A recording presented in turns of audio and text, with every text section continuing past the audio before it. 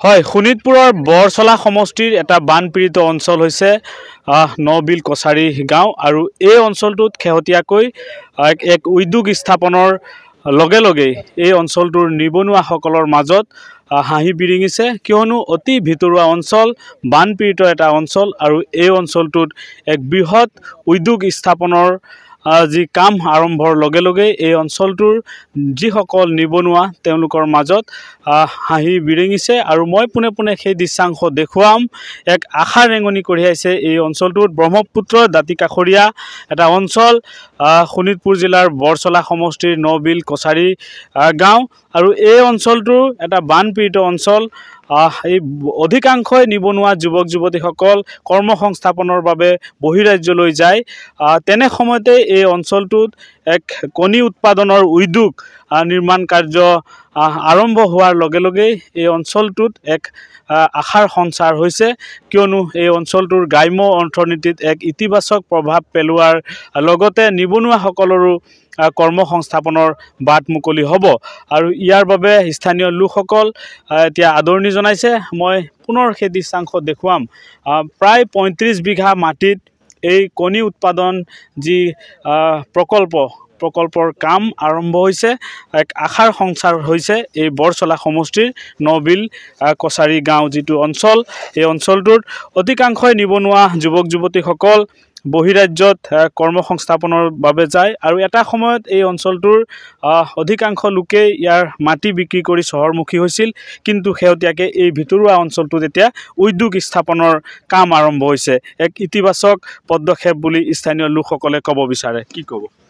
হয়, amino private limited নামৰ এই ফাৰ্মখনে ইয়াত এটা কণী ফেক্টৰী খুলিব বিচাৰিছে। তেওঁলোকৰ মালিক তেজপুৰৰে হয়, সুনীল শ্ৰাফ। তেওঁলোকে এই উদ্যোগটো ইয়াত প্ৰতিষ্ঠা কৰিব বিচাৰিছে। কণীৰ ফেক্টৰী হ'ব। হয়, কেনেধৰণে কি প্ৰভাৱ পেলাব? আমাৰ গ্ৰাম্য অৰ্থনীতিত ইয়াৰ ভালেই প্ৰভাৱ পৰিব, কাৰণ আমাৰ গাঁওখন একেবাৰে পিছপৰা গোটেই অঞ্চলটোৱে, গাঁওখন বুলি ক'লে ভুল হ'ব।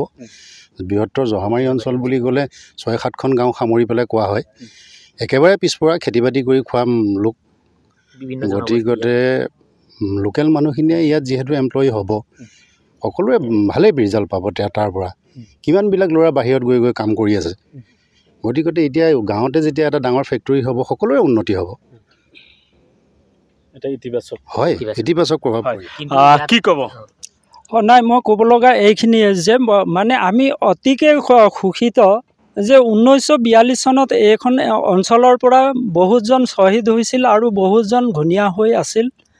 এই অঞ্চলটোত আজিলৈকে এনে অনুষ্ঠান অহা নাছিলে, য'ত নেকি আজিৰ পৰা 15 বছৰ আগত ইয়াত গাভৰু নদীয়ে বালি পেলাই এই অঞ্চলটোত গোটেই খেতি মাটিখিনি নষ্ট কৰিছিলে আৰু এই অঞ্চলৰ পৰা খেতিয়কসকল বিক্ৰী কৰি পেলাই তেওঁলোকে টাউনমুখী হৈছিলে। কিন্তু আজি এই ফেক্টৰী, এই অনুষ্ঠান যেতিয়া ইয়ালৈ আহিল বা ৰাস্তা ঘাট যেতিয়া হ'বলৈ গ'ল, তেতিয়াৰ পৰা বাহিৰলৈ যোৱা মানুহখিনি আকৌ পুনৰবাৰ এখন গাঁৱলৈ আহিবলৈ ধাউতি মেলিছে। ভাল পদক্ষেপ, সুন্দৰ পদক্ষেপ। আৰু ইয়াত আজি চৰকাৰে যিটো কৰিব লগা পদক্ষেপ আছিলে, এই পদক্ষেপটো চৰকাৰে নকৰি পেলাই প্ৰাইভেট লিমিটেড হিচাপে যিখিনি কাম কৰিছে, তাত আমি এই অঞ্চলৰ জহামাৰী অঞ্চলৰ জহামাৰী, নবিল, গাৱৰীয়া আৰু Puniyoni, Nabil Kachari 1 number, 2 number, 3 number গোটেই গাঁওখন সামৰি পেলাই আমি উৎফুল্লিত। হয়, নিবনুৱা যুৱকসকল আছে, কি ক'বা? কেনেকুৱা আশা দেখিছে? আশা ইয়াত বৰ্তমান সময়ত আশাৰ এটা ৰেঙনি দেখিবলৈ পোৱা গৈছে।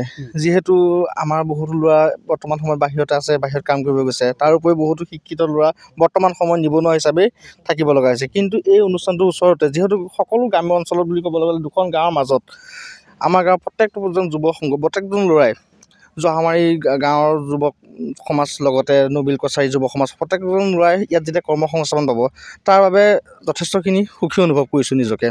হয়, কি ক'ব? হয়, এতিয়া শেহতীয়াকৈ শুনিবলৈ পাইছোঁ কোনোবা এটা দুষ্ট চক্ৰই বোলে প্ৰতিষ্ঠানটো বন্ধ কৰাৰ পদক্ষেপ লৈছে। তেওঁলোকক আমি সকিয়নি নিদিওঁ, ভদ্ৰভাৱে কৈছোঁ, এই প্ৰতিষ্ঠানটো হোৱাত যদি কিবা সহায় কৰিব পাৰে তেওঁলোকো আহক ইয়ালৈ। আমাৰ ৰাইজৰ এইটোৱে আহ্বান, আদৰণি জনাম। যদি তেনেকুৱা দুষ্ট চক্ৰই কিবা বাধা আৰোপ কৰিব বিচাৰিছে, তেখেতসকলক আহক, আমাৰ ইয়াত আহি পেলাই তেখেতসকলে সহযোগ কৰক। আমি তেখেতক আদৰণি জনাম, ধন্যবাদ জ্ঞাপন কৰিম, কিন্তু ইয়াৰ এই ক্ষেত্ৰত বাধা আৰোপ নকৰিব, কিয়নো ইয়াত আমাৰ ভৱিষ্যতৰ কথা আছে, আমাৰ ল'ৰা ছোৱালীৰ ভৱিষ্যতৰ কথা আছে আমাৰ ইয়াৰ পৰা নিশ্চয়কৈ এনেধৰণে সকলোৱে আদৰণি জনাইছে কাৰণ সুদীৰ্ঘ বছৰৰ পিছত অতি ভিতৰুৱা অঞ্চল বৰচলা সমষ্টিৰ এই নবিল কছাৰী অঞ্চলত এতিয়া উদ্যোগ স্থাপনৰ কাম আৰম্ভ হৈছে বৃহৎ কণী উৎপাদন প্ৰকল্পৰ নিৰ্মাণ কাৰ্য আৰম্ভ হোৱাৰ লগে লগে আশাৰ ৰেঙনি দেখিছে এই অঞ্চলটোৰ নিবনুৱা সকলে আপুনি বিচৰা বাতৰি পাব কেৱল নিউজ 18 এপত নিউজ 18 এপ ডাউনলোড কৰিবলৈ স্ক্যান কৰক এই QR কোড গুগল প্লে ষ্টৰতো পাব এই নিউজ 18 এপ